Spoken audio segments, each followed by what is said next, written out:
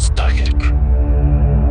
2014 оны 4-р сарын 16-ны өдөр Өмнөд Солонгосын Инчон бомтоос хөдөлсөн Сеул хэмээх зорчигч тээврийн усан онгоц Чежу арлыг чиглэн явах замдаа аажмаар хазааж далайн гүнд живсэн юм. Энэхүү аимшигт осол эцсийн дүндээ 304 хүний халуун аймыг авч одсны дийлэнх нь амьдрал нь дөнгөж цэцэглэж явсан ахлах сургуулийн сурагчид байлаа. 12 жилийн өмнөх тэрхүү 4-р сарын уу гашуу өнөөдрийг хүртэл Өмнөд Солонгосын нийгмийн зүрхийг зүсэж шархлуулсаар байна. Үүний шалтгаан нь зөвхөн олон хүний амнаас эрсцсэндээ ч биш. Харин түүний ард байсан эмх замбраагүй аврах ажиллагаа хитрхи хожимдож олдсон үнэн мөн бүхэл бүтэн улс үндэстнийг гүн зочролд оруулсан аимшигт таамаглалтай холбоотой байв. Энэ нь үнэхээр хүнээс шалтгаалсан осол байсан уу? Эсвэл нарийн төлөвлөсөн тахилга байсан уу? Ингээд хамтдаа өнөөдрийн түүх рүү орцгоё. Өмнөд Солонгосын Инчон хотын өмнөд хэсэгт байрлах Ансан хотод Данван хэмээх улсын ахлах сургууль бий. Тус сургуулийн 325 сурагч 2014 оны 4-р сард удаан хүлээсэн насанд хүрсний баяраа тэмдэглэхээр аялалд гарч Чежу арал руу явхаар болов. 16-17 настай эдгээр өсвөр үеийнхний хувьд эцэг эхийн хараа хяналтгүй зөвхөн ангийн найзууд болон 14 багштайгаа хамт явах энэ аялал залуу насных нь хамгийн их догдлол хүлээлт дүүрэн мөч байлаа. Гэрийн хориг хязгаарлалтгүйгээр найзуудтайгаа цуг тоглож зугаална гэж бодхоос л тэдний зүрх сэтгэл баяр хөөрөөр бэлхэж байв. 4-р сарын 15-ны өдөр сурагчид Инчон бомтод эртлэн ирж охомооноо хөлөг онгоцон цуухаар бэлтгэж байлаа. Тухайн өдөр цаг агаарын нөхцөл байдал төдийлөн сайнгүй хөдөлгөөний өмнөхөн бомтод гинэт өтгөн манан бууж далайн мандалд үзэгдэх орчин 1 метр ч хүрэхгүй болжээ. Аюулгүй байдлыг хангах үүднээс хөдөлгөөн зохицуулах төвөөс сэрэмжлүүлэг өгч шөнийн аяллыг төр зогсоов. Үүний улмаас охомооноо хөлгийг оруулаад нийт 10 хөлөг онгоцны хөдөлгөөнийг яаралтай зогсоолоо. Сурагчид хөдлөх зөвшөөрөл хизээ гарахыг чих тавин догдлон хүлээж байв. Орой 8 цаг 30 минут хүртэл хүлээсний эцэст манан баг зэрэг сийрч үзэгдэх орчин дээрдсэн ч охомооноо хөлөг онгоц хөдөлсөнгүй. Хүлээлтэндээ ядарсан сурагчид явж чадахгүй бол яана. Хайр юм хэмээн хоорондоо санаа зовныг ярилцаж эхлэв. Энэ үед охомооноо хөлөг онгоц төр хугацаанд явах боломжгүй болсон тодорхой болжээ. Харин тэр шөнө яг ижил компани, ижил загварын Сеул хэмээх ихэр хөлөг онгоц мөн аялалд гарах хуваарьтай байлаа. Сеул хөлөг онгоцонд маш их хэмжээний ачаа атсан байсан тул яаралтай хөдлөх шаардлагатай байв. Тиймээс манан баг зэрэг багасмагц Сеул хөлөг онгоц хамгийн түрүүнд хөдлөх хүсэлтэд илгээжээ. Хөдөлгөөн зохицуулах төвөөс цаг агаарыг дахин үнэлсний эцэст хоригийг цуцалж тэр шөндөө хөдлөх зөвшөөрөл авсан цорын ганц хөлөг онгоц нь Сеул болов. Данван ахлах сургуулийн сурагчид бараг 3 цаг шахам дараалал зогссны эцэст сая нэг Сеул хөлөг онгоц руу шилжин суулаа. Баг зэрэг саад гарч өөр онгоцонд суусан ч хүссэн аялалдаа гарч байгаадаа тэд маш их баяртай байв. Инчон бомт нь Өмнөд Солонгосын хойд хэсэгт байрладаг далайн тээврийн чухал зангилаа төдийгүй олон улсын нисэх онгоцны буудал байрладаг газар юм. Харин Чежу арал нь тус улсын өмнөд хязгаарт орших Солонгосын хаваа хэмээн алдаршсан. Дотоодын жуулчдын хамгийн ихээр зорьдог газруудын нэг. Энэ удаагийн аяллаар Сеул онгоц Солонгосын баруун эргийг даган урагшилж, шар тэнгисийн зарим хэсгийг гатлан нийт 300 км замыг 14 цагийн турш туулах хуваарьтай байв. Шөнө онгоцондоо унтаад маргааш өглөө нь Чежу арал дээр буух төлөвлөгөөтэй байлаа. Өтгөн манангийн улмаас Сеул онгоцонд суух үйл явц 2 цаг 30 минут хойшилсан ч сурагчдын урам зориг огтхон ч мохсонгүй. Энэхүү 146.6 м урт, 22.2 м өргөн, 14.4 м өндөр 6825 тонн усан төрцтэй аврах том хөлөг онгоц гаднаасаа харагдаж байгаа шигэ тийм ч аюулгүй биш гэдгийг тэд даанч мэдсэнгүй. Үүний хэрэгтэй Сеул онгоц нь ачаа болон зорчигч хослуулан тээвэрлэдэг гатлаг онгоц бөгөөд орлогынхоо 4/1-ийг л зорчигч тээврээс олж голчлон ачаа тээврээр ашиг олдог байв. Энэ нь зорчигчдод зориулсан үйлчилгээ болон аюулгүй байдлын хэрэгсэлд хөлөг онгоцны эзэд төдийлөн ач холбогдол өгдөггүй байсан гэсэн үг юм. Тухайн өдөр 325 сурагч 14 багшаас гадна 29 багийн гишүүн мөн 100 орчим энгийн зорчигч хөлөгт суусан байлаа. Эдгээр зорчигчдын цөөхөн хэсэг нь Чежүрөө амарч зугаалах гэж буй хүмүүс байсан бөгөөд ихэнх нь ачааны машины жолооч нар байв. Тэд машинаа онгоцонд очиж Чежүд очин ачаагаа буулгачаад буцаад онгоцондоо сууж харих төлөвлөгөөтэй байжээ. Өөр хэрэгцээтэй зорчигчдын шаардлагыг хангахын тулд Сеул онгоцонд аяллаа хөлөг онгоцтой төстэй үйлчилгээний газруудыг байгуулсан байв. Зорчигчдын өрөө нь 2 давхар ортой нийтийн унтлагын өрөө шиг бөгөөд нэг өрөөнд 4-8 хүн байрлана. Нийтийн эзэмшлийн бүсэд шүр жижиг дэлгүүр хоолны газар байрлах бөгөөд хоолны газар нь өөртөө үйлчлэх хэлбэрээр ажилладаг байв. Аяллаа ихэнх хугацаанд баруун эргийг даган хөөх тул гар утасны сүлжээ барьж байлаа. Сурагчид үе гэр бүлийнхэн рүүгээ зуруус бичиж аяллахаа хөгжилтэй зүйлсээс хуваалцж байв. Сургуулийн зүгээс сурагчдыг байрлуулахдаа маш нарийн төлөвлөж, эмх замбраагүй байдал үүсгэхээс сэргийлэн эрэгтэй сурагчдыг доод давхарт, эмэгтэй сурагчдыг дээд давхарт байрлуулжээ. Онгоцон суусны дараа оройн хоолоо цагтаа идэж, шөнө давцан дээр салют буудуулан баярлцгаав. Сурагчид эдгээр гэрэлт мөчүүдийг гар утсандаа бичиж үлдээсэн бөгөөд тэдгээр зураг дүрс бичлэгүүд нь хожим тэдний энэ хорвоод үлдээсэн хамгийн сүүлчийн дурсамж болно гэдгийг хэн ч төсөөлсөнгүй.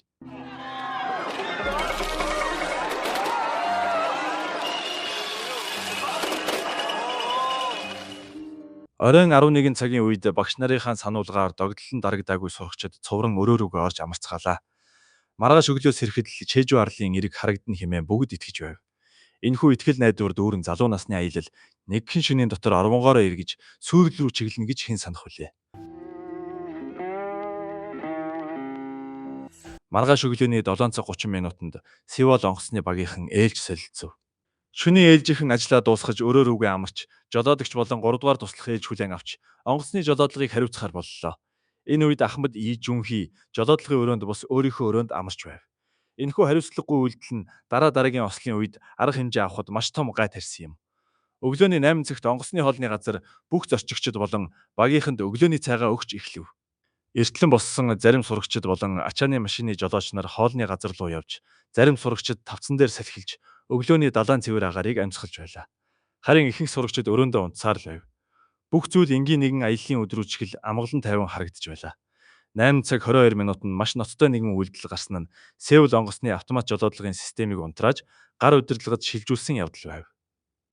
Уг нь энэ бол тийм ч гайхмаар зүйл биш. Ээдрээтэй далайн бүсээр аялах үед гар удирдлага нь илүү уян хатан байдаг. Гэвч асуудлын гол нь жолоодлого хийж байсан ажилтан нь туршлага багтаа. Гинтийн байдал зөв хариу үйлдэл үзүүлэх чадваргүй нэгэн байсан л оршино. 7 минутын дараа өөрөөр хэлбэл 4-р сарын 16-ны өдрийн 8 цаг 29 минутанд Сеул онгоц Өмнөд Солонгосын Мингол арал болон Жод арлын хооронд орших усан зам руу нэвтрлээ. Энэ усан зам нь Чэжүү рүү очих хамгийн дөт зам бөгөөд нийт 10 км замыг хэмнэдэг боловч бүх аяллаа замын хамгийн аюултай хэсгүүдийн нэг юм. Энтхийн төрөлгийн өөрчлөлт маш хурдцтай, зарим хэсгээрээ усанд орох хад асахтай, мөн гинтийн гүйхэн хэсгүүд ихтэй байдаг. Бага зэрэг л буруу үйлдэл хийхэд хад мөргөх эсвэл хайргадах эрсдэлтэй. Хэдийгээр тухайн үед энэ хэсгээр дайрч өнгөрөхөд цаг агаар харьцангуй тогтун байсан ч Сеул онгоцны хувьд энэ зам өөрөө цагийн тохируулгатай тесрэх бөмбөгтэй л ижил байлаа. Усан онгоцны компани энэхүү усан замын эрсдлийг маш сайн мэдж байсан ч шатхууны зарлаа хэмнэхийн тулд байнгын замыг сонгодог байв. 8 цаг 40 минутанд аялал хэвийн үргэлжилж байлаа. Тавцан дээр цөөн хідэн сурагчид болон жолооч нар хуучилж, өрөөнд дотор зарим нь дөнгөж сэрж, зарим нь ачаа таашаа янзалж байв. Гэвч ердөө 9 минутын дараа энэ хөлөг онгоцыг аимшигт суурил бүр өмсөн залгина гэдгийг тэдний хэн ч мэдсэнгүй. 8 цаг 49 минутанд жолоодогч удирдлагын өрөөнд тушаалөгч 3 дугаар туслахын хамт онгоцыг зүүн тийш 15 хэмийн налуугаар эргүүлжээ. Усан онгоц тэр даруй огцом хазааж дотор нь байсан бүх зорчигчдыг цочролд оруулав. Яагаад ердөө 15 хэмийн эргэлт ийм ноцтой үр дагаварт хүргэв? Хамгийн гол асуудал нь хэтрүүлсэн ачаа болон тэнцвэрийн алдагдалт байлаа. Нэгдүгээрт ачаа хэтэрсэн байдал. Сеул онгоцны тээвэрлэх ёстой тээврийн хэрэгслийн дээд хязгаар 90 машин ачих байсан бол тухайн өдөр 124 суудлын тэрэг 56 ачааны машин буюу зөвшөөрөгдсөн хэмжээнээс хавьгүй ихийг ачсан байв. Ачааны нийт жин нь 1157 тонн хүрч хөлөг онгоцны даах дээд хязгаараас 170 тонноор хэтэрсэн байжээ. Хамгийн ноцтой нь эдгээр машин болон ачаа тийшийг онгоц руу оруулсны дараа ямар ч бэхлэгээ хийгээгүй байв. Тиймээс онгоц хазаах төдийд л ачаа тэр чигтээ нэг тийшээ гулсан тодорхой байлаа. Сеул онгоцны тэнцвэржүүлэгч усны систем мөн л асуудалтай байв. Энэ бол хөлөг онгоцны тэнцвэрийг хадгалах гол зүйл юм. Онгоцны ёроолд байрлах усны савнд далайн усыг соруулж авах, буцаад шахах замаар онгоцны усанд суух гүнийг тохируулж, хөндийн төвийг тогтворжуулан хазаахаас сэргийлдэг. Сеул онгоцны хувьд 1157 тонн ачааг тэнцвэржүүлэхийн тулд хамгийн багадаа 2000 тонн ус шаардлагатай байлаа. Гэтэл илүү их ачаа ачихын тулд усыг нь их хэмжээгээр гадагшлуулж, ердөө 580 тонн ус үлдээсэн нь шаардлагатай хэмжээний 3/1-д ч хүрэхгүй байв. Бүр аймаар нь онгоцны усны насоос нь удаан хугацаанд эвдэрхий байжээ. Хэдийгээр онгоц санамсаргүй байдлаар хазаасан ч усны хэмжээг тохируулах замаар буцаад тэнцвэрээ олох ямар ч боломжгүй болсон гэсэн үг. Энэ нь хөлөг онгоц нэг л хазайвал дахин хизээж сэргэх боломжгүй гэдгийг илтгэж байлаа. Яг ийм нөхцөл байдал зүүн тийш сэргэх тушаал өгөгдөхөд Сеул онгоц огцом эргэж ачааны хэсэгт байсан бүх тээврийн хэрэгсэл ачаа тийш нүд ирмэхийн зурт нэг тал руугаа гулсан унжээ. Авраг том хүндийн жин хөлөг онгоцыг тэр чигтэн зүүн тийш хүчтэй дарлаа. Эхэндээ хазаалт ердөө 5 хим орчим байсан бөгөөд багийнхан жолоодлогоороо тэнцвэрээ олохыг хичээсэн ч төд удалгүй 30 хим хүртэл хазаав. Энэ өнцг нь онгоцыг тэнцвэрээ бүрэн алдаж дахин сэргийх боломжгүй болгоход хангалттай байлаа. Далайн ус зүүн талын хаалгаар цутхан орж, ачааны хэсэг болон зарим зорчигчдын өрөөрөө маш хурдтайгаар нэвтрэн оров. 8 цаг 52 минутанд доод давхарт байсан сурагч Чой Док Ха байдал бишдэж байгааг мэдэрлээ. Тэрээр хаалганы завсраар далайн ус шүүрч орж ирж байгааг бас хөлөг онгоц улам бүр хүчтэй ганхаж байгааг хараад гар утсаа гаргаж яаралтай тусламж дууджээ. 살려주세요. 배가 침몰되는 것 같아요. 배가 침몰해요? 여기 제주도 가고 있었는데 예. 여기 지금 배가 떨어져서 떨어진 것 같아요. 지금 잠깐만요. 지금 타고 오신 배가 Энэ залуу хамгийн түрүүнд гадаад ертөнц рүү аврал ирэн холбогдсон хүн байсан төдийгүй гамшигын ноцтой байдлыг хамгийн ихэнд мэдэрсэн цөөхөн зорчигчдын нэг байлаа. Яг энэ үед хөлөг онгоцны дотоод радио шугамаар нэгэн үхлийн аюулт тушаалыг тасралтгүй давтан сонсгож эхэлсэн юм.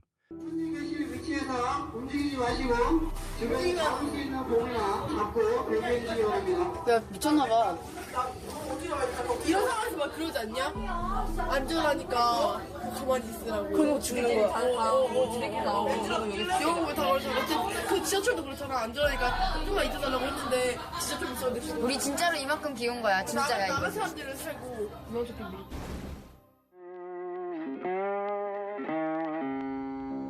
Сеул хазааж эхлэхэд зорчигчид 2 хуваагдсан байлаа.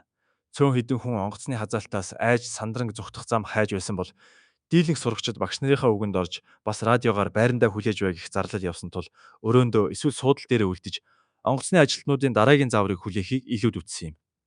Энэхүү утгагүй тушаалал өөрөө зүхтан гарах боломжтой байсан. Олон мянган зорчигчдыг аврагдах алтан боломжоос салах үндэс болсон юм. Тухайн үед хөлөг онгоц хазайсан байсан ч бүрэн хөмрөөгүй байсан бөгөөд хэрвээ зорчигчид яаралтай тавцан руу гарсан бол аврагдах магадлал маш өндөр байлаа. Сурагч Чой Док Ха тусламж дууснаас хойш 3 минутын дараа л багийнхан сая нэг холбоо барьж эхэлсэн байна. Гэвч тэдний гадаад ертөнцтэй харилцаа үнэхээр эмх замбраагүй байлаа. Онгоцны холбоо хариуцсан ажилтан нэгдсэн ослын тохиоллын системийг ажилуулаагүй бөгөөд тусдаа олон тийшээ уцтаж байв. Эхлээд Чежүүгийн усан онгоцны хөдөлгөөнийг зохицуулах төв рүү залгаж онгоц баг зэрэг хазаачлаа гэж мэдэгдээд дараа нь Өмнөд Солонгосын эргийн хамгаалтын төв рүү тусламж хэрэгтэй байна гэж залгаж түүний дараа ойролцоох Мокбо хотын эргийн хамгаалтын төв рүү уцтаж холбогджээ. Удаа дараалан олон тийш залгасан ч ердөөл онгоц хөмрөх гэж байна гэдгээс өөр зүйл хэлсэнгүй. Онгоцонд нийт хэдэн хүн байгаа, живвэл ямар уршиг гарахыг огтхон ч тодорхой хэлсэнгүй. Олон тийш хандсан хэдий ч хамгийн чухал мэдээллийг өгөлгүй, харин ч үнэт цагийг дэмий үрж байлаа.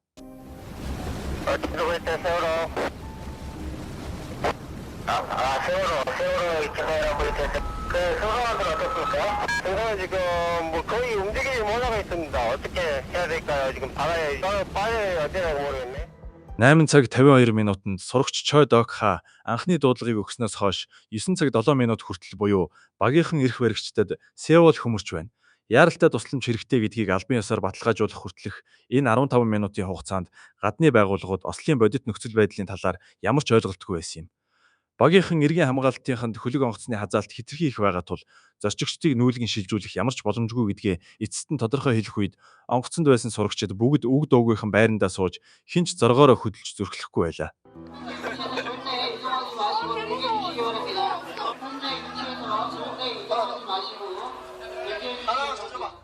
Багийнхны дуудлага тодорхойгүй байсан тул Өмнөд Солонгосын эргийн хамгаалтынхны хариу үйлдэлч маш удаан байв. Тэдний ойлголтоор бол Сеул зүгээр л нэг энгийн ачааны хөлөг онгоц байжээ. Онгоцонд зорчигчд байгааг мэдсэн даруйда эргийн хамгаалтын газраас бүх зорчигчдод яаралтай аврах хантаа зөмсөхийг шаардсан боловч багийнхны хариулт худал хуурмгаар дүүрэн байлаа. Эхлээд радио систем эвдэрсэн тул мэдэгдэх боломжгүй байна гэхэд эргийн хамгаалтаас яаралтай өөрсдөө биеэрээ очиж хэлхийг шаардав. Гэтэл хэдхэн ажилтан тавцан дээр хит хашгичсныг стооцвол хинч өрөөнүүд рүү орж зорчигчдод сануулга өгсөнгүй. Тэгээд дээш нь бүгдэнд нь мэдэгдсэн гэж худал илтгэжээ. Бодит байдал дээр ихэнх сурагчдын авсан цорын ганц заавар нь байрандаа хүлээ гэсэн үг л байв. Онгоцонд суухад ямар нэгэн аврах ажиллагааны зааварчилгаа өгөөгүй тул зарим хүүхдүүд аврах хантаац хаана байдгийг ч мэдэхгүй байлаа. Хантаазаа олсон ч гэсэн ихэнх хантаазны цахилгаан нь нэвдэрхий, өмсөх ямар ч боломжгүй байв. Уг нь бол далайн ус онгоц руу аажмаар нэвтрэн орж байсан. Хэдийгээр багийнхан дуудлага өгөхдөө нөхцөл байдлыг тодорхой тайлбарлаагүй ч аврагчид цаг алдалгүй ирж чадсан бол ядчил хүмүүсийн амь насыг аварч болох байлаа. Гэтэл үүний дараах аврах ажиллагаа мөн л алдаа дутагдлаар дүүрэн байв. Цаг хугацаа 9 цаг 10 минутанд ирлээ. Өмнөд Солонгосын эргийн хамгаалтын хамгийн анхны аврах нисдэг тэрэг Мокпогоос хөдөлж 9 цаг 30 минутанд Сеул онгоцны дээр ирэхэд онгоц аль хэдийн 45 хэмээр хазааж тавцангийн зарим хэсэг усанд автсан байв. Зөвхөн цөөхөн хідэн зорчигчл аим тэмцэн тавцангийн орой дээр гарч гараа даллаж аврал ирэн орилж байлаа. Нисдэг тэрэг тэр даруй аврах улсаа буулгаж 6 зорчигчийг аварсны дараа гинтхэн аврах ажиллагаагаа зогсов. Багийнхан үүнийгээ дараагийн тушаал хүлээж байна хэмээн тайлбарласан байдаг. 9 цаг 32 минутанд нисдэг тэрэг хөх ордонтой утсаар холбогдож нөхцөл байдлыг илтгэжээ. Хөх ордны ажилтнууд хамгийн түрүүнд хэдэн хүн гатсан ямар тусламж хэрэгтэй байгааг асуухын оронд ослын газрын бичлэгийг илгээхийг удаа дараа шаардаж бүр дүрс бичлэггүйгээр байдал хэр ноцтой байгааг дүгнэх боломжгүй гэж хийсэн байгаа юм. Арга мухардалд орсон нисдэг тэрэгний багийнхан аврах ажиллагаагаа түр зогсоож камераар ослын газрыг бичиж дээш нь явуулахад хүрчээ. Энэ үйл явц дахин 20 минут шахам үнд хугацааг алдсан юм. Яг энэ үед эргийн хамгаалтын 1, 2, 3 дугаар эргүүлийн завь ослын газарт ирлээ. Эдгээр эргүүлийн завь нь аврах сал онгоц руу гарах шат зэрэг аврах хэрэгслээр бүрэн тоноглогдсон байв. Тэд тэр даруй гатлаг онгоцонд ойртож аврах ажиллагааг эхлүүлсэн ч хамгийн түрүүнд аврагдсан хүмүүс нь хөлөг онгоцны ажилтнууд байлаа.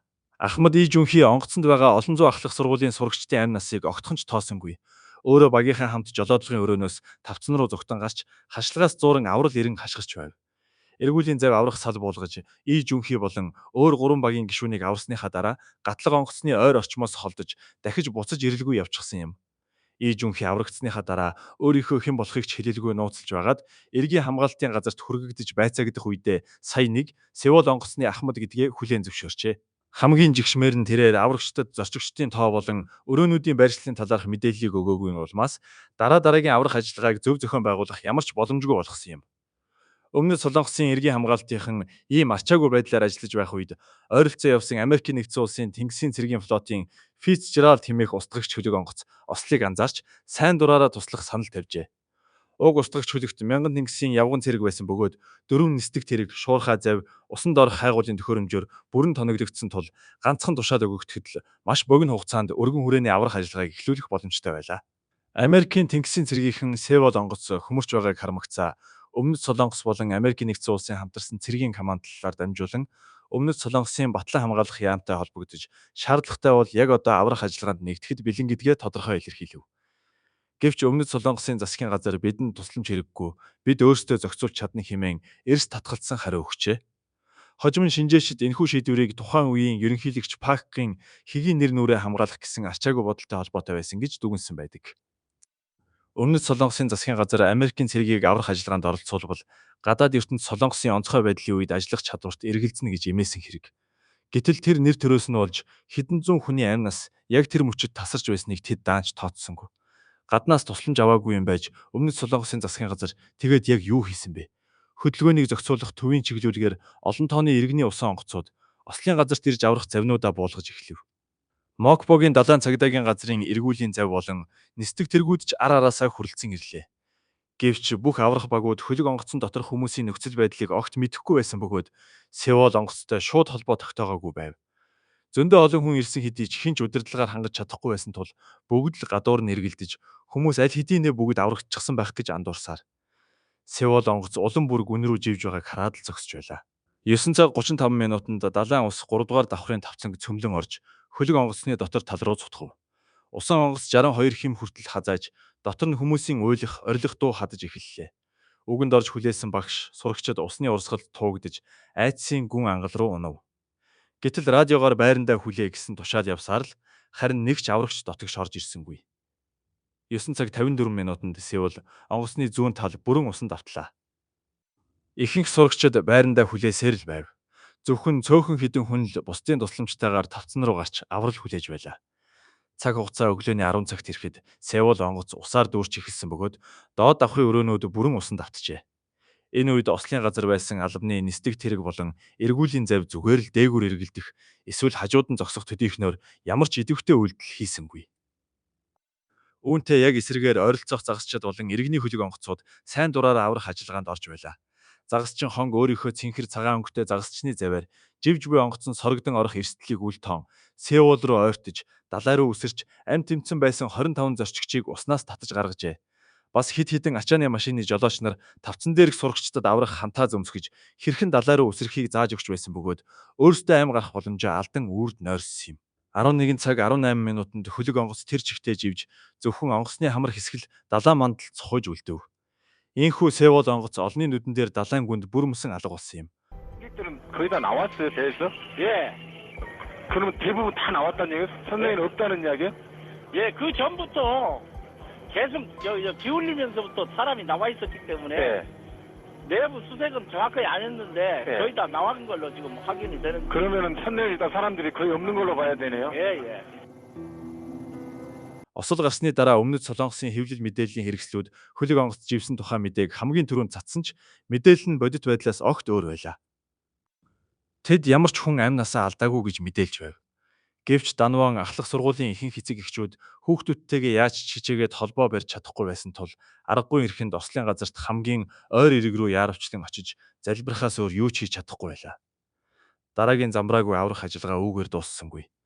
12 цагт өмнөд Солонгосын тэнгисийн цэргийн аврах баг ослын газарт хамгийн түрүүнд ирсэн ч шумбах хэрэгслгүй ирсэн тул юу ч хийж чадсангүй. 2 цаг дөхөж байхад усан дор ажиллах чадвартай далайн цагдаанаар ирсэн хэдий ч далайн төрөлгийн улмаас шумбах ямар ч боломжгүй байв. Аврах ажиллагаа дахин гацаанд орлоо. Оройн 5 цагт осол гарснаас хойш бүтэн 7 цагийн дараа тухайн үеийн ерөнхийлөгч сая нэг яаран сандран гарч ирэв. Тэрээр Сеул хөмөрч ийм олон сурагч дотор нь гацаж гарч ирж чадаагүйд ихэд гайхан сурагчид аврах хантаа зөмссөн биз дээ. Аврахад тийм хэцүү байгаа мó хэмээн ажилтнуудаас маш гинэн утгагүй зүйл асууж байлаа. Оройн 6 цагт сая нэг усан доорох хайгуул эхэллээ. Гэтэл ажиллах хүн хүч нь ердөө дөрвөн шумбагч. 10 минут хайгуул хийсэн ч хэнийг ч аварч чадсангүй. Оройн 10 цагт дахин хайгуул хийхэд ганцхан багийн гишүүний цогцол олджээ. Нэг өдөр өнгөрлөө, 2 өдөр өнгөрлөө. Хайгуулын ажил ямар ч бодит үр дүнд хүрсэнгүй. Энэхүү явдал улам бүр хувцаар тавигдж, Сеул онгоцны сүрэл дэлхийн нийтийг цочирдууллаа. Гамшигын дараа холбогдох байгууллагууд ослын шалтгааныг шалгаж эхлэхэд энэ нь зүгээр ч нэг гинтийн осол биш, харин удаан хугацаанд үргэлжлсэн авилга, хариуцлагагүй байдал болон системийн доголдлоос үүдэлтэй эмгэнэлт явдал байсныг олж тогтоожээ. Онгоцны компаниас эхлээд хяналтын байгууллага, багийн гишүүдээс эхлээд засгийн газрын албан тушаалтнууд хүртэл бүгдийнх нь алдаа дутагдал энэ сүрлийг улам хурдсгсан байлаа. Сеул онгоцны эзэмшигч нь өмнөд Солонгосын Чонхжин тэнгисийн тээврийн компани байв. Компани хамгийн том хувьцаа эзэмшигч нь Sejong Corporation хэмээх компани бөгөөд Уг Corporation нь өмнөд Солонгосын авралын бүлэглэл хэмээх шашны урсгалын удирдагч Ю Бён Он гэгчийн хоёр хүүгийн нэрээр байлаа. Энэ Ю Бён Он гэгч энгийн нэгэн биш, маш баян, өмнөд Солонгост алдартай тэр буунтан боловч нэр хүнд маш муутай. Шашны урсгалаа ашиглан ард түмнээс мөнгө саадаг гэдгээрээ цуутай нэгэн байв. Чонхжин компани бол түүний аврах том бизнесийн сүлжээний ердөө нэгэн хэсэг нь л байлаа. 2010-аас 2014 он хүртэл Юугийн гэр бүл компани хоорондын хуурамч гүйлгээ ногдол ашиг нэрээр Чонхжин компаниас бараг 4 сая долларын ашиг олжээ. Компани нь илүү их мөнгө олохын тулд ямар ч увайгүй арга хэрэглэхээс буцдаггүй байв. Тэд багийн гишүүддээ яаралтай нүүлгийн шилжүүлэх сургуулалт хизээч хийлгэж байсангүй. Багийнхны аюулгүй байдлын гэрчлэгээнүүд бүгд хуурамч байв. Осол гарах үед Ахмад болон 3 дугаар туслахаас бусад багийн гишүүд ослын товчлуур хаана байдгийг ч мэддэггүй. Тэгэхээр зорчигчдыг яаж нүүлгэн шилжүүлэхээ мэдэхгүй байх нь тодорхой. 2012 онд Сеул онгоц ашиглалтад орсноос хойш бараг аялал бүрдээ ачаагаа хэтрүүлж байлаа. Ажилтнууд нь онгоцонд ачаа атсны дараа усанд хэд хүн сууж байгаа нь аюултай гэдгийг удаа дараа сануулсан ч компани удирдлагууд үүнийг огт тоосонгүй. Харин ч болох хэрээр их ачаа ач гэсэн тушаал өгч байв. 2013 онд компани илүү олон хүн тээвэрлэхийн тулд онгоцны дээд хэсэгт 2 давхар зорчигчдын өрөө нэмж барьсан бөгөөд үүний зэрэгцээ эзэн Ю Бён оны зурсан зургуудыг байрлуулах тусгай галерейг хүртэл байгуулжээ. Эдгээр зургууд уг нь ямар ч үн цэнэгүй зүйлс байсан ч компанидаа өндөр үнээр зарж нэг халааснасаа нөгөө рүүгээ хийх замаар мөнгө угаах нэгэн арга хэрэгсэл болгосон байв. Нэмж барьсан өрөө болон галерейг өнгө үзэмжтэй харагдуулахын тулд маш их хэмжээний ган болон гантик чулуу ашигласнаас болж Сеул онгоцны дээд хэсэг хит хүндэрч тогтвортой байдал нь эрс муудсан байлаа. Сеул онгоцны тэнцвэржүүлэгч усны насоос аль 2013 онд эвдэрсэн байжээ. Компани аврах завьдыг ч засаагүй бөгөөд тал хувь нь огт ажилдаггүй байв. Онгоцны радио систем зөвхөн нэг чиглэлд дуу гаргадаг тул зорчигчдын тусламж дуудах дууг хүлээж авах боломжгүй байв. Гэвч энэ бүх аюулыг компани санаатаагаар нуун дарагдуулсан юм. Хамгийн инээдэмтэй нь Чонхжин компани 2003-аас 2011 оны хооронд 5 удаа осол гаргасан бөгөөд үүний 2 нь хүний амнаас эрсдсэн осол байлаа. Өмнөд Солонгосын далай тэнгис загас агнуурын яамнаас тэдний үйл ажиллагаа явуулах эрхийг түтгэлзүүлэхийг санал болгож байсан боловч Юугийн гэр бүлийн авилга танил талын сүлжээний хүчээр энэ санал замхан алга болжээ. Компани ямар ч шийтгэл хүлээгээгүйгээр үл барам 2011 онд дахин 2 усан онгоц шинээр нэмж хүн болон ачаа тээврийн бизнесээ үргэлжлүүлсээр байв. Усан онгоцны асуудлууд нэг хэрэг, харин багийн гишүүдийн үйлдэл үүнээс ч 7 дор байлаа. Ахмад ий Жүнхи осол гарсан даруйд хамгийн түрүүнд зорчигчдыг нүүлгэн шилжүүлж багийнхныг удирдан чиглүүлэх ёстой байв. Гэтэл тэрээр 8 цаг 50 минутанд онгоц дөнгөж хазааж эхлэх үед л жолоодлогын өрөөгөө орхин өөрийнхөө өрөөнд орж нуугдсан байна. 9 цаг 10 минутанд бусад багийн гишүүдийн сануулгаар сая нэг тавцан руу гарч ирээд ямар ч үр дүнтэй аврах ажиллагаа зохион байгуулсангүй. Харин ч хамгийн түрүүнд онгоцыг хаяад зүхтах замыг сонгосон нь онгоцны удирдлагын тогтолцоог бүр мөсөн сүрүүлсэн хэрэг байлаа. Жолоодогч болон 3 дугаар туслах тухайн үед ээлжтэй байсан бөгөөд буруу эргэлт хийснийхээ дараа нөхцөл байдлыг цаг алдалгүй дээш нь мэдгдсэнгүй. Ямар нэгэн засах үйлдэл хийсэнгүй. Харин ч сандарсандаа хөдөлгүүрээ унтрааж хөлөг онгоцыг хүчгүй болгон хазаалтыг улам хурцсахад хүргэсэн юм. Бусад багийн гишүүдээс туслах ажилтан Пак Жи Ён, Жон Ён Хва болон Ким Ги Үн гэх 3 хүнээс бусд нь ослог гарсны дараа зөвхөн амиа хохиолохыг л бодсон байв. 22 настай Пак Жи Ён бол хөлөг онгоцны хамгийн залуу цагийн ажилтан байлаа. Уг нь тэр маш амархан зүхтаж гарах боломжтой байсан ч буцаж өрөөнүүд рүү орж өөрийнхөө аврах хантаазыг нэгэн сурагчид тайлж өгөөд 50 гаруй сурагчийг ус руу үсрэхийг зааварчилж байгаад эцэст нь өөрөө далайн давлгаанд залгагдсан юм. 28 настай Жон Ён Хва болон Ким Ги Үн нар тэр жилдээ хоримлох төлөвлөгөөтэй хосууд байлаа. Тэд тавцан дээр зорчигчдод аврах сал руу суухад нь тусалсаар хөлөг онгоц хөмөрхтэй зэрэгцэн хамтдаа далайн гүн рүү живсэн юм. Эдгээр 3 ажилтныг хожим нь өмнөд Солонгосын засгийн газраас үндэсний баатар хэмээн өргөнжилсөн билээ. Харин амьд үлдсэн бусад ажилтнуудын ихэнх нь үүргээ умартсан хэрэгээр хорих ял сонссон юм. Өмнөд Солонгосын далайн хяналтын систем чинь нэмэгнэлт явдалд шууд буруутай тогтогдсон. Өмнөд Солонгосын хөлөг онгоцны бүртгэлийн газар нь усан онгоцны аюулгүй байдлыг шалгах үүрэгтэй албан ёсны байгууллага бөгөөд хагас жил тутамд Сеул онгоцонд бүрэн шалгалт хийх ёстой байв. Гэтэл мөрдөн байцаалтаар 2012-оос 2014 онд уг газар хизээч биечлэн шалгалт хийж байсангүй. Зөвхөн компани өгсөн бичиг баримт дээр үндэслэн тэнцсэн гэх дүгнэлт гаргаж өгдөг байжээ. Онгоцны загварт өөрчлөлт оруулсан тоног төхөөрөмж эвдэрсэн зэрэг ноцтой асуудлуудад байцаагч нар нүдэн аниад өнгөрөх эсвэл авлага авсныхаа дараа бүх зүйлийг нуун дарагдуулдаг байсан нь илэрчээ. Иргэний хамгаалалтын газрын хувьд ч ослог гарсан үед маш хариуцлагагүй удаан ажилласан. Аврах тушаал хит оройтож гарсан, аврах төхөөрөмжөө буруу ашигласан, гадны тусламжаас татгалцсан, тэрч байтугай зорчигчдоос өмнө багийн гишүүдийг төрүүлж аварсан зэрэг маш хачирхалтай үйлдэлүүд гаргасан юм. Хожим нь мөрдөн байцаалтаар тухайн үед аврах ажиллагааг удирдах ёстой байсан Мокпогийн далайн цагдаагийн газрын дарга осол гарах үед 4 хүний хувийн уулзалттай байсан бөгөөд 9 цаг 40 минутанд сая нэг удирдлагын төвд ирж байжээ. Энэ нь осол гарснаас хойш 50 минутын турш иргэний хамгаалалтын аврах ажиллагаа ямар ч удирдлаггүй байсан гэсэн үг юм. Хөх ордны хийсэн үйлдэлүүд нь ч бас засгийн газар хүний амь насыг хэрхэн үл ойшоож байсныг илтгэдэг. Нисдэг тэрэгнээс дүрс бичлэг шаардаж аврах ажиллагааг саатууснаас гадна тухайн үеийн ерөнхийлөгч Пакгийн хий осол гарснаас хойшох 7 цагийн турш огт холбоо барих боломжгүй байлаа. Сүүлд хийсэн шалгалтаар тэр үед тэрээр гоо сайхны үйлчлэгээ хийлгэж байсан бөгөөд аврах ажиллагаатай холбоотой ямар ч арга хэмжээ аваагүй болох нь тогтоогдсон. Мөн хөх ордноос Пакгийн хэгийн хуваарийг хуурамчаар үлдэж гоо сайхны үйлчлэгээг улсын ажил мэтээр өөрчлөн хариуцлагаас мултахыг оролдсон байна. 2014 оны Сеул онгоцны сүйрлээр ердөө 172 хүн л амьд үлдэж 304 хүн амь насаа алдсны дотор Данван ахлах сургуулийн 250 сурагч, 11 багш байсан нь өмнөд Солонгосын нийгэмд хизээч эдгэршгүй шарах үлдээсэн юм. Олон жилийн турш онгоцыг татан гаргах, хариуцлага тооцох болон дурсах үйл ажиллагаа хизээч зогсож байгаагүй бөгөөд ар гэрийнхнийхин шаналж хизээч замхан алга болоогүй юм. Осол гарсны дараа өмнөд Солонгосын засгийн газар хөлөг онгоц хэд гүн живсэн. Хэтэрхий том хэмжээтэй. Татан гаргахад маш хүндрэлтэй гэх шалтгаанаар татан гаргах ажиллагааг тэр даруй эхлүүлсэнгүй. Гэвч хохирогчдын ар гэрийнхэн маш хатуу байр суурьтай байж зөвхөн хүүхдүүдийнхээ шарилыг олж газарт л оршуулахыг л шаардаж ямар ч нөхөн төлбөрөөс эрс татгалцсан юм. 2014 оны 5 дугаар сард ар гэрийнхэн ослын газрын ойролцоох Жиндо арал дахь спортын ордонд эсэргүүцлийн жагсаал зохион байгуулав. Зарим эцэг эхчүүд өлсөглөн зарлаж нэгэн аав зөвхөн ус давсаар 46 өдөрт тисэж амьд үлдсэн байдаг.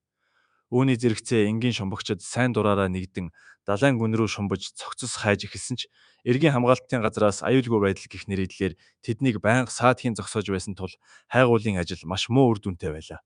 Олон нийтийн хүчтэй шахалтаар 2015 оны 11-р сард сая нэг Өмнөд Солонгосын засгийн газар хөлөг онгоцыг татан гаргах ажлыг албан ёсоор эхлүүлв.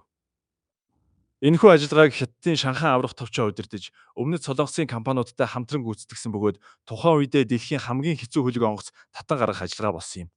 Сеул онгоц 40 м гүнд хөмөрсөн байдалтай байсан бөгөөд дотор нь маш их хэмжээний ачаа болон цогцснууд үлдсэн байсан тул бага зэрэг л алдаа гаргахад онгоц хуваагдан бутарч цогцс болон нотлох баримтууд устдах аюултай байв. 2017 оны 3 дугаар сард 16 сарын нөр их хөдөлмөрийн үр дүнд сүүрсэн хөлөг онгоцыг эцэст нь хуурай газарт гаргаж чадсан юм.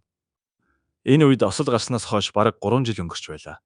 Гэсэн хэдий ч 9 цогцос одоо хүртэл олдоогүй л байна. Татан гаргах багийнхан онгоцон дотроос сурагчдын цүнх, өдрийн тэмдэглэл, гар утас зэргийг олсон бөгөөд эдгээр нь ар гэрээхэндээ үр хүүхдээ санан дурсах цорын ганц зүйлс болон үлджээ. Энэхүү ажиллагаанд зарцуулсан зардал нь асар их буюу 280 тэрбум вон болсон байна. Ослын дараа Өмнөд Солонгосын прокурорын байгууллага тусгай мөрдөн шалгах баг байгуулсан бөгөөд 2018 он гэхэд нийт 399 хүн эрүүгийн хариуцлага татагдж 154 хүн хорих ялаар шийтгүүлжээ. Ахмад Ижүүнхийг осол гарсны дараа зорчигчдыг орхиж зугтсан аврах ажиллагаа зохион байгуулаагүй хэрэгээр анхан шатны шүүхээс бүх насаар нь хорих ял оноосон ч давж заалдах шатны шүүхээс 36 жил болгон өөрчилсөн юм. Чонхижин компани удирдлагуудаас ерөнхий захирал Ю Бян Он оргон зайлж аваад амиа хорлсон бол түүний 2 хүү компани хөрөнгө шамшигдуулсан ноцтой осол гаргасан хэрэгээр 10 жил болон 7 жилийн хорих ял тус сонсжээ. Өөр 6 удирдах албан тушаалтан 3-5 жилийн хорих ялаар шийтгүүлсэн байна. Өмнөд Солонгосын хөлөг онгоцны бүртгэлийн газрын 8 байцаагч, Далай тэнгис, Загас агнуурын яамны 3 албан тушаалтан хяналт шалгалтын үүргээ биелүүлээгүй хэрэгээр ял сонссон бол Мокпогийн далайн цагдаагийн газрын дарга аврах ажиллагааг сул явуулсан хэрэгээр 5 жилийн хорих ялаар шийтгүүлжээ. Экс ерөнхийлөгч Пакгийн хи осол гарсан 7 цагийн хугацаанд алга болсон ажлын хуваарай хуурамчаар үйлдсэн зэрэг үүрэгт ажилдаа хариуцлагагүй хандсан үйлдэл болон түүний дараа гарсан ойрын хүмүүсийнх нь авилгын дуулианаас болж огцруулсныхан дараа 20 жилийн хорих ялаар шийтгсэн юм. Хохирогчдын ар гэрийнхэн хизээд өшөө авахыг бус харин үннийг олохыг хичээж дахин ийм явдал бүү гараасай гэсэн хүсэлтэйгээр амьдарч байна. Амьд үлдсэн Данван ахлах сургуулийн 75 сурагч бүгд сэтгэл зүйн янз бүрийн төвчний цочролд орж айдас сэтгэл гутралд автжээ. Зарим нь усны ойролцоо очихоос айж хөлөг онгоц гэдэг үг сонсох төдийдл чичирдэг болсон байна. Тэрч байтугай зарим хүүхдүүд амьд үлдсэндээ гимшиж удаа дараалан амиа хорлохыг хүртэл оролджээ. Хэдийгээр сургуулийн зүгээс 10 сэтгэл зүйч томилж тусгайлан эмчилгээ хийлгсэн ч сэтгэлийн шарахыг нь бүрэн эдгэж чадаагүй л байна. Амиа алдсан олон сурагчийн эцэг эхчүүд хүүхдийнхээ өрөөг яг хിവэр нь үлдээжээ. Дуусгаагүй гэрийн даалгавар сургуулийн 4-р хувцас хэрэглэж байсан орд ирний цагаан хэрэглэлийг нь яг л хүүхдэн түрхэн зур гараад явсан мэт хിവэр нь байлгасаар байна. Жил бүрийн 4-р сарын 16-ны өдөр эцэг эхчүүд Жиндо арлын далайн эрэг дээр цугларч цэцэг өргөн лаа асааж үр хүүхдийнхээ нэрийг дуудан залбирдаг байна. 2019 онд байгуулагдсан Сеул онгоцны дурсгалын цэцэрлэгт хүрээлэнд амиа алдсан хүмүүсийн нэр төрсөн өдрийг сийлсэн 304 чулуун баг нь сүндэрлэж тэднийг дурсан санах ариун дагшин газар болгон үлдээжээ. Засгийн газраас аврах ажиллагааг муу зохион байгуулсан, мэдээллийг нуун дарагдуулсан, дараа нь өөрсдийгөө хаацаалахыг оролдсон зэрэг олон үйлдэл нь ард түмнийг засгийн газрын мэдээлэлд бүрэн итгэхэд эргэлзээ төрүүлсээр байлаа. Ийхүү ард иргэдийн дунд Сеул онгоцны сүрлэн зориудаар хийсэн амьд тахилга байсан гэх яриа тархаж үүнийг батлах олон таамаг нотлогоонууд ч гарч иржээ. Сеул гэдэг үг нь солонгос хэлээр ертөнцөөс ангижрах гэсэн утгатай бөгөөд энэ нь Ю Бян оны шүтдэг авралын бүлэглэлийн ертөнцийн зовлонгоос салж аврал хүртэх гэх сургаалтай яг цав таардаг байна. Зарим хүмүүс үүнийг дахин амьдрах гэсэн далд утгыг илэрхийлж байна гэж үздэг. Хөлөг онгоцны эзэн Ю Бян Он бол үхсэн хүнийг дахин амжуулах ёслол хийж чадна хэмээн номлодог авралын бүлэглэлийн гол удирдагчдын нэг. Амьд аврагдсан 12 багийн гишүүн бүгд тус шашны урсгалын итгэгчид байсан гэх яриа гарсан нь зорчигчдыг санаатаагаар авраагүй гэх эргэлзээг улам бадраасан юм. Үүнээс гадна Пакгийн хэн Өмнөд Солонгосын мөнхийн амьдрал хэмээх шашны урсгалын тэргүүн Чой Тэ Минтэй маш дотн харилцаатай байсан нь нууц биш. Олон хүмүүс Сеул онгоцны сүрлийг Чой Тэ Минийг дахин амьлуулахын тулд хийсэн амьд тахилгын ёслол байсан гэж ярьдаг. Учир нь онгоц хөмөрсөн өдөр нь мөнхийн амьдрал шашныг үндэслэгч Чой Тэ Мин нас барсны 20 жилийн ойн өдөр байсан бөгөөд үүнийг дахин амьлуулах ёслолын өдөр гэж үздэг байна. Эдгээр хачирхалтай гэмээр таамаглалууд нь энэхүү зүрх зүсэм эмгэнэлт явдлыг улам бүр ээдрээтэй хачирхалтай айдас хүрм хөшгөөр халахж орхисон юм. Цаг хугацаа уурсан өнгөрч хөлөг онгоцыг татан гаргаж буруутай этгээдүүд ч зохих шийтгэлээ хүлээж дууссан хэдий ч Сеул онгоцны үлдээсэн гүн шарах болон тэдгээр 304 нэр өмнөд Солонгосын нийгмийн хамт ой санамжинд мөнхөд сийлэгдэн үлдэх болов. За ингээд энэ удаагийн дугаар үүгээр өндөрлөж байна. Дараагийн дугаараар уулзцгаая. Түр баяртай.